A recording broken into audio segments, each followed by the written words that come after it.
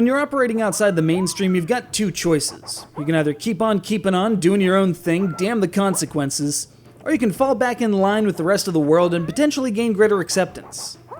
This Ranma game represents that breaking point where the anything-goes martial arts were redesigned to better conform to the standard popularized by Street Fighter II, all of SNK's various projects, and, well, pretty much everything else that followed. It must hurt seeing your shoulder buttons to block, X to jump spirit broken before your eyes.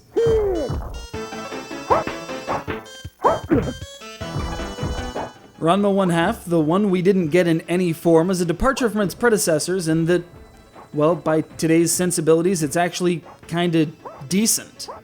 I've given this series some flack before, but this third and final 2D installment introduces concepts like combos, canceling, and, get this, moderately accurate collision detection. I know! Gone are the days of a dedicated special button, dedicated block buttons, dedicated jump button, and all that crap. If you can Street Fighter, you've already got most of the vocabulary you need to play this game.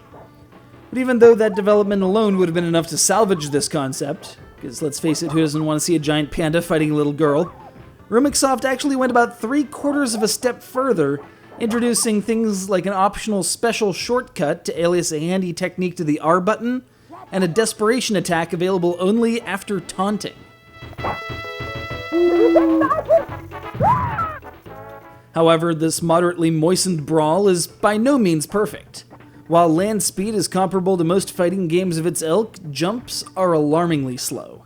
It's like swimming in syrup, which I don't think counts as water and frankly don't care to find out.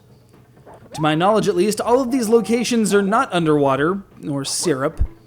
For whatever reason, the cast of Ranma have all left Neramaku, Tokyo, and ventured all over the world, choosing to fight in Italy, New York, in front of the Taj Mahal, and in Ryoga's case in Antarctica, because apparently that's the only place he can find on a regular basis.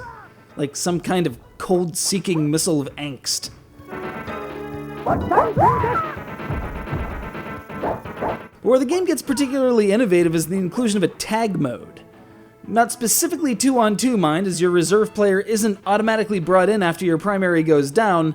Rather, the swap is manual and has to be performed at an extreme side of the ring. Look, I didn't say it was particularly refined, only that it was innovative, okay? Also, this tag mode is a 2-player exclusive, so if you want to enjoy it, you'll need to find someone else who's fine with the absurd mechanics of anything-goes martial arts. Unfortunately, while this game was considered for a US release, such a thing wasn't to happen. This despite as many as 12 people reading the manga back in '94. That's 12 paying customers, that is.